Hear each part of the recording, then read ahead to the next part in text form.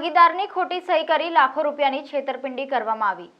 વડોદરા શહેરના સેવાસી ટીપી 2 માં આવેલ શ્રી બંગલોની સાઇટ પર રાહુલ બાબુભાઈ માલાણી અને તેમના સગા બનેવી સુભાષ ગોરધનભાઈ કાનાણીએ કાવતરું રચી અન્ય ભાગીદારોની જાણ વિના ભાગીદારી પેઢીમાં સુભાષ ગોરધનભાઈ કાનાણીની ખોટી રીતે સહીનો ઉમેરો કરવામાં આવ્યો તેમજ જયદેવભાઈ આરદેસણાની ખોટી સહી કરી લાખો રૂપિયાનું કૌભાંડ આચરવામાં આવ્યું।